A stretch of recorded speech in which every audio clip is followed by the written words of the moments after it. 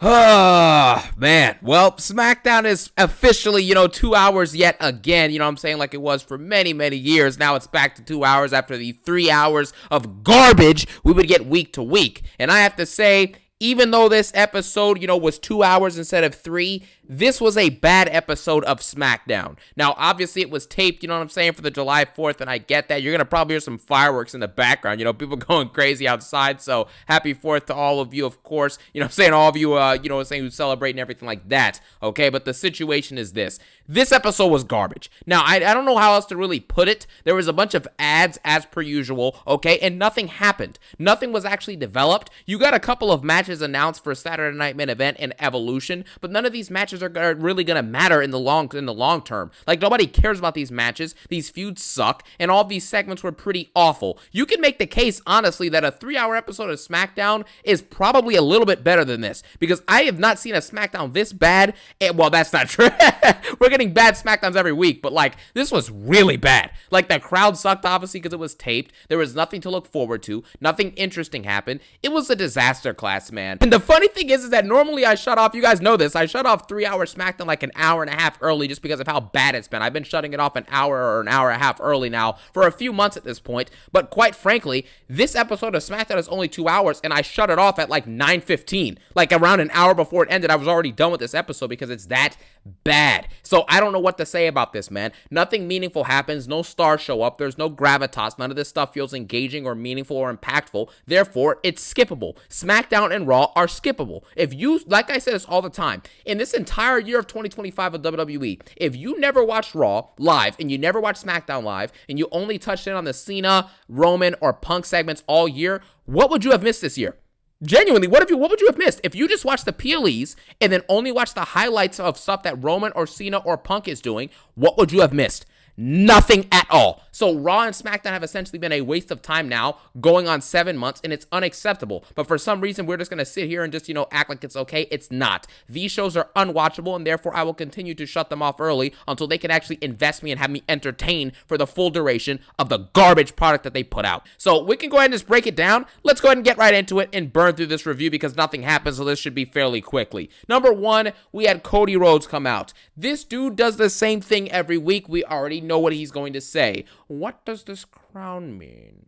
What does this crown matter to you? Why do you need this crown? Why do you love this crown? You know what I'm saying? Like, dude, just shut up, dude. That's all he does. At the end of the day, Cody Rhodes at this point in his current arc is a joke. There's nothing about this dude that is interesting, engaging, or actually matters in the long term. Nobody wants to see this dude win a championship again. Whether he's heel or face, nobody wants to see this again. Nobody wants to see him fight John Cena again. This match, quality-wise, is going to be probably as good as the one they had at Mania 41, which was absolute garbage, or it's going to be slightly better, because I'm looking at the actual match for what it is. How is the story, the build, the feud, and the actual performance between the two competitors? I'm not grading this on, Seth Rollins showed up, Roman Reigns showed up, Orton showed up. Like, I don't want to see all these cameos in every single main event. Build a good feud, give us a great, what I'm saying, a great story and a great match. But these two are not going to do that, so why do I care about this? Cody Rhodes, then basically, you can see here also he's wearing the Rolex that he got from The Rock after Mania 40, and The Rock came in the ring that one night on Raw after Mania 40, and he handed him that thing that nobody saw,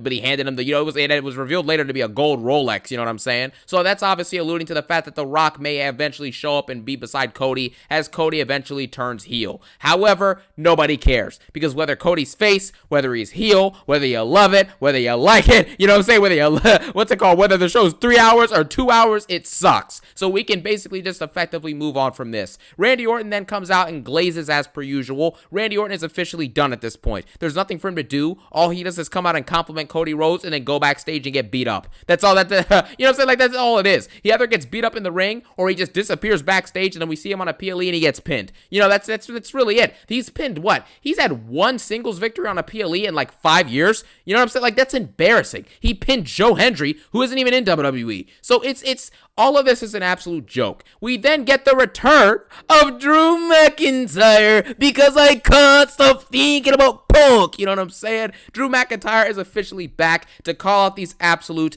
jobbers, okay? He basically comes out there and basically calls, Randy Orton and Cody Rhodes. He basically mimics them out there like, you hang up, no, you hang up, no, you hang up. You know what I'm saying? Basically mimicking all the stuff about, he even said himself that they're talking about love and respect and care, and he's tired of it. He's tired of the beta male energy from these superstars today, which obviously, if you look at Cody Rhodes' promos, that's all this is. This is just stupid stuff taking place. All Cody Rhodes goes out there and does is talk about love and respect and care. It is what it is. It's boring, it's annoying, and now Orton's doing it too. He then questions Orton and says that Orton fell off completely because Orton doesn't even go for wins anymore. He has no legend killer left in him, and he's basically washed. After this, he then says that after Cody beats Cena at a SummerSlam, if it happens, that he wants a shot at the title and he's going to take it from him. Then Orton RKOs Drew McIntyre. He faces off with Cody, and the segment ends. What was the point of this promo? What did this further? What did this develop? Randy Orton came out there to tell Cody Rhodes to beat John Cena at SummerSlam. Like, what? Like, huh? What is up with all this? Yay! You're gonna do it! You're gonna win! You got this, dude! Keep it up, bro! Stop! You just lost a world championship shot, and you don't even know how many years left you have in the company, in kayfabe, in the storyline, and also just in general. You get what I'm saying? So why would you be coming out here and congratulating the person who beat you and saying, yeah, go beat Cena at SummerSlam? If anything, Orton should have come out here, RKO'd Cody for beating up on his injured back at Night of Champions, and then he should have punted him in the head, and then Orton should have taken Cody's place at SummerSlam. That's what would have happened if things made sense, but nothing makes sense. Everyone's a wimp, so basically you're just going to have all your top talents just basically sit backstage and watch as everyone else does what they want to do. So it is just, it's an absolute joke. We then move on and we get Blissful Flare, as some people are calling it, the team of Charlotte Flair and Alexa Bliss. This is the only good part of the episode, like by far. All that, well, by the way, let me just go back to that Cody and Orton and Drew McIntyre segment first of all. Number one, we have to start opening dialogues, ladies and gentlemen. Cody Rhodes is officially done in the main event scene. Nobody wants to see this anymore. Randy Orton, even if he's in the main event scene, unless he is a diabolical heel, it's over. Drew McIntyre as well. I don't know why he's in the ring, because we know that even if Orton were to turn heel, he's not winning the title from Cody, and that means that Drew McIntyre is for sure not winning the title from Cody, no matter if Drew's an anti-hero or a face or a heel. He ain't winning nothing. So I don't understand the logic of any of this. It's an absolute joke. Now let's get to Blissful Flare. This is awesome. You know what I'm saying? This is awesome. This is awesome. You know what I'm saying? So it was pretty cool. I enjoyed myself during this whole entire match and this whole setup to this. Charlotte Flair and Alexa Bliss are two of my favorite women's wrestlers, and I think this dynamic of Charlotte Flair not wanting to snoop down to win tag team gold with somebody else besides her, she wants to just be a solo champion, drinking in all the ego, you know what I'm saying, and basking in it and stuff like that. I think this is a good arc to change her character a bit, and it's good to see Alexa Bliss back in action and competing for championship gold with someone on the level of Charlotte Flair. This should be fun, and if booked correctly, this should actually be very good. This should be the best women's tag team we've had since Bianca and Jade were the best tag team champions I think that we've ever had in the women's division. So, we're reaching that level potentially with Charlotte and Alexa Bliss. The match itself was pretty mediocre and pretty botchy, but at the end of it, Charlotte tries to hug Alexa Bliss, and they pin Alba Fire off of a twisted Bliss, and that's pretty much it, okay? She tries to pat Alexa's head while she's doing her moonsault, so they're kind of at odds. Charlotte then tries to hug her, then lets go quickly, kind of, getting back to her senses, and that's it. I like this a lot. Hopefully it's booked well by Triple Fraud, so we can get a good story. Next, we had an 8-man tag match in which the Wyatt Six ended up winning. Like I told you guys before, anything revolving around the Wyatt Six or involving the Wyatt Six, I'm not talking about for long, because nobody cares, and they're trash, and they're boring, and they should be released as soon as possible. Now, let's move on. Montez Ford, we can at least talk about him. This dude needs to get out of the tag division. When you watch Montez Ford, I saw a video earlier when I was scrolling on TikTok. I saw this earlier. It was like mentioning how Montez Ford, Booker T was talking about how Montez Ford has all the gifts. This dude has the gift of gab. You know what I'm saying? He can talk on the mic. He has charisma. When they were doing the train motion up and down with their arms, like him and Angela, it was actually getting over. The older thing they had actually was good because it worked for faces. And Montez Ford, obviously in ring and athletically, is just absolutely supreme. He's supreme at that level. So I do not understand why he's relegated to doing jobber tag team matches and 8-man tags with the Wyatt Six. It's beneath him. They need to turn Montez Ford, and by they, I mean Triple Fraud. Triple H needs to turn Montez Ford into an actual singles and solo competitor. We may need to talk about the allegations on Triple H soon again, because just a lot of things are taking place right now that make no sense. Triple H, number one, why is Trick Williams in NXT still? Do you see what I'm saying? Like, what are we doing at this point? In all seriousness, Trick Williams has way more talent and a way better potential than someone like a Bronson Reed, or even someone like a Braun Breaker. Because let's be honest with ourselves, all Braun Breaker does is go out there and bark. That's it. And then he goes in the ring and botches a couple moves. Some of the moves are super athletic and look great. And then he wins the match and that's it. He's boring and he's getting stale already. Trick Williams is super over with the crowd. He actually has a chant. There's evidence of him actually being able to cut good promos. And there's evidence of him putting on multiple great matches. The match he had with Obafemi and Javon Evans earlier this year is much better than anything Braun Breaker has given us since he's come to the main roster, in my opinion. So I don't know what the holdup is, why Trick Williams is in NXT, while Braun Breaker gets a main event storyline with Seth Rollins, Bronson Reed gets one. There's just no logic behind any of this stuff. Carmelo Hayes is sitting in catering, right, while we have to sit here and watch Chris Sabin and the Motor City Machine Guns, or DIY, go out there and wrestle the same jobber match for 8 months straight.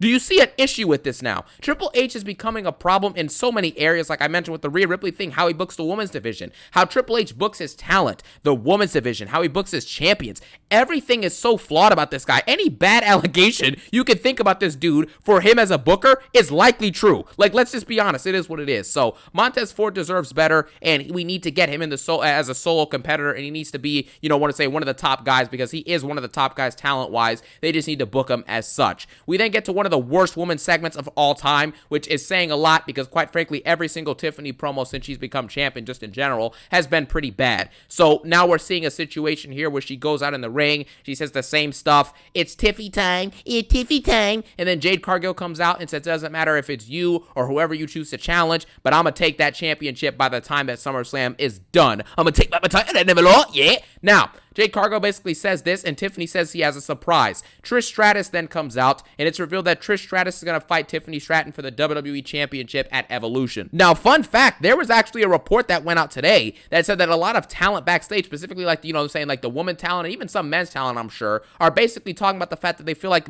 Evolution is not, a genuine pay-per-view from WWE. They feel like it's just thrown out there and thrown out, on the weekend of AEW All In, to compete. It's not a genuine pay-per-view where they're actually giving talent opportunities and stories and feuds and good matches and good showcase. It's more of just, hey, we're doing Saturday Night Main Event in Georgia. We want to do another show to help compete with All In with AEW, and so we threw this out. It's not a genuine card. It's not a genuine actual event, and therefore the talent is upset about it. Or at least some talent is, and I have no problems with this. They should be upset because this isn't genuine. Out of all the women's wrestlers that exist in that locker room and just exist in general, the fact that they're throwing this out there just to have a cheap, a cheap competition with AEW is embarrassing. It is, and it is. This is not acceptable at this point. After all the great women you have on that roster, and this is the best you can do, is give them some forced PLE to compete with another company. I mean, it's unacceptable, man. We then get back to the promo. Let's just talk about Tiffany Stratton had nothing to say as per usual. Jade Cargill had a little bit to say, but not much. And then Trish Stratus comes out and basically says, I like a competition. There's awkward pauses. Tiffany Stratton then says that by the end of this, she says it's not the Attitude Era anymore, Trish Stratus, and,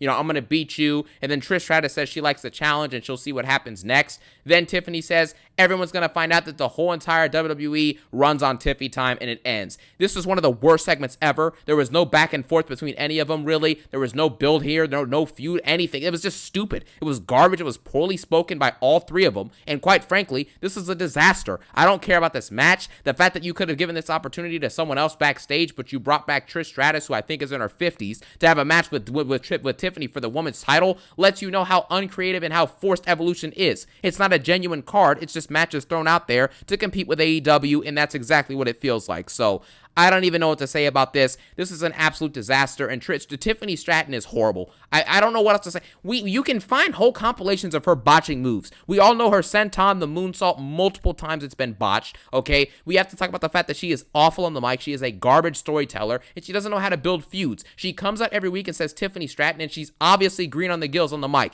Anybody, if you, for example, if you went to your local store or local anywhere and you saw a wrestler there and you could interview them, and like a great wrestler, an all-time great, for example, like let's say an Undertaker, for example, and you asked Undertaker or an all-time great women's wrestler, let's say, even if you saw Charlotte or someone like that, or Becky Lynch or something, and you ask them, hey, do you think Tiffany's doing a good job as a storyteller and as a mic worker? They would absolutely tell you absolutely not. You understand what I'm saying? They may say yes because, you know what I'm saying, they have to support their coworkers and stuff, their colleagues, but come on, man. This is embarrassing. She embarrasses herself every time on the mic, and it is absolute garbage. Therefore, we can move on from this. We then move on, and we get basically to a Rey Fenix match. I don't really care about this because, quite frankly, even though I shut this episode off early, like, it is what it is. I don't know who won this match. I don't really care, quite frankly, so we can just move on from this. We then get the end of the show, which was Jacob Fatu and Jimmy Uso were out there fighting against the Solo Sikoa new faction. Solo Sikoa and his faction basically powerbombed them through a table, or by them, I mean he powerbombed Jacob Fatu through a table, and that's it. You know what I'm saying? Like, that's literally it. I don't know, like, what to say about this. This episode was absolute garbage. Nothing good happened on this show except for the stuff with Alexa Bliss and Charlotte, and that was like a 10 to 15 minutes part of the entire show. So we can effectively move on. No one cares about this episode. It gets a solid 2 out of 10. You know what I'm saying? That's just the way it is. You're at 2 hours and you get a 2 out of 10, and that's the way it's going to be. Let me know what you guys thought about SmackDown today. Have a great 4th if you celebrated it today. And today, have a phenomenal day. Peace out, and thank you guys for watching. Have a nice day. One love. No, sorry. Hold on. Have a phenomenal day. Peace out, and one love.